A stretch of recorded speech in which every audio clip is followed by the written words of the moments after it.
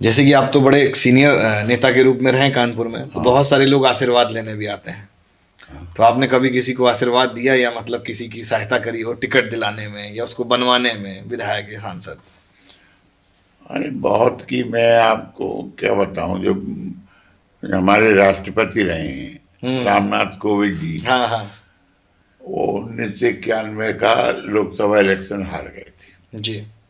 वो आए मेरे पास हम्म कि अटल जी से कह दीजिए मुझे राज्यसभा के लिए। हम्म हम्म तो हम बगल में हमारे सांसद द्रोण जी भी थे, वो मेरे मम्मिया ससुर भी हैं। अच्छा।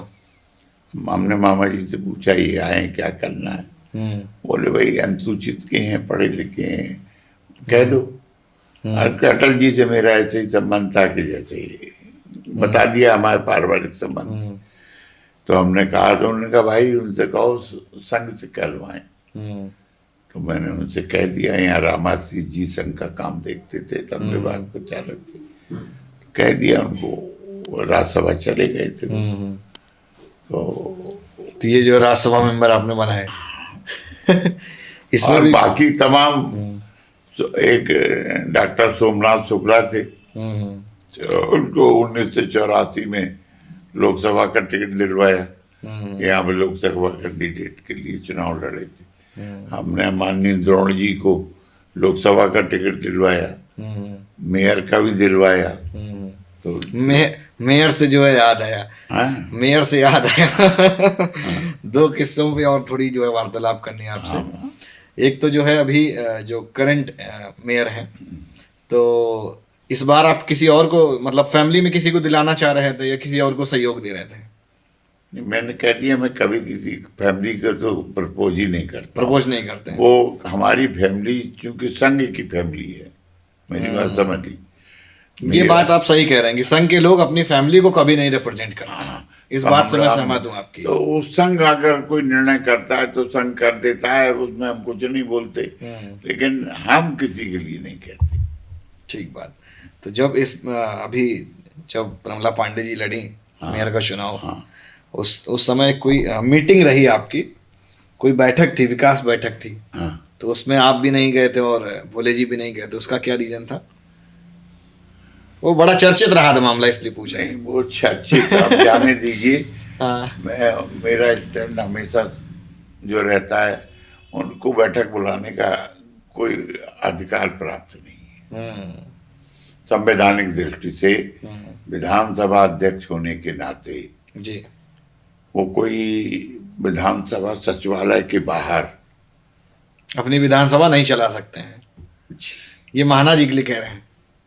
अब हमने अभी एक मामला और आया हुआ था, मारपीट वाला।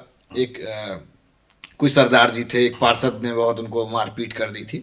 वो मामला बड़ा चर्चित रहा और बहुत सोशल मीडिया में वायरल रहा। तो उसमें भी आपने एक पत्र लिखा हुआ था, तो उसमें भी फिर से बयान आ गया था महाना जी का। नहीं, वो आप कुछ भी आए हो, मैं सत्य के साथ रहता हूँ। उस व्यक्ति को मारा गया, सड़क पे मारा गया, उसकी पत्नी उसके साथ थी जब मारा गया, और कोई बहुत बड़ी घटना नहीं थी। मान लो वो उनकी गलती थी कि उन्होंने आपको रास्ता नहीं दिया, आपने गाड़ी रोक के बाहर मारा, नहीं मारना चाहिए मानवी, और उसकी आंख फूट गई। हाँ हाँ हाँ, बड़ी और उसके ही खिलाफ मुकदमा लिखवा रहे हो। तो मैं तो वही सत्य, मेरा नाम भी सत्यदेव है, इसलिए मैं सत्य का साथ दूंगा। ठीक बात। तो वैसे हम आज न्यूज आर्टिकल कल पढ़ रहे थे, तो देखना था कि भाई क्या क्या है। तो ये अभी आपका और महाना जी का जो है विवादित बयान नहीं रहते हैं, मुझे लग रहा है काफी पुराना चला आ रहा है। नहीं नहीं, हाँ, मेरी उनकी कार्य पद्धति में बहुत बड़ा अंतर है। अच्छा। भाई मैं, उन्होंने कहा, उन्होंने सत्य के साथ रहता हूँ। वो उन्हें मतलब नहीं है, उन्हें सही गलत से उनके जो उनका आदमी है जो कर दे वो उसके साथ रहते हैं। बेसिकली अंतर, ये फर्क है। आपके सबसे घनिष्ठ मित्र कौन रहे राजनीति में? कल्याण मिश्रा। अच्छा, और अगर कानपुर शहर में बात करें? कानपुर शहर में गोपाल अवस्थी, प्रेमलता कटियार। अच्छा, इनसे मित्रता बहुत बढ़िया वाली थी। अभी भी है। अच्छा, अभी भी है। योगी जी और मोदी जी में सबसे ज्यादा आप किसको पसंद करते हैं? दोनों अपनी अपनी जगह नेता हैं। वो प्रदेश को अच्छी तरह संभाल रहे हैं, वो देश को अच्छी तरह से संभाल रहे हैं। तो आप योगी जी को चाहेंगे कि भविष्य में प्रधानमंत्री बने? अभी तो मोदी जी का कोई विकल्प नहीं है। भविष्य में हमने कहा। हाँ, भविष्य की कौन जानता है, किसने देखा क्या होगा। ठीक बात है।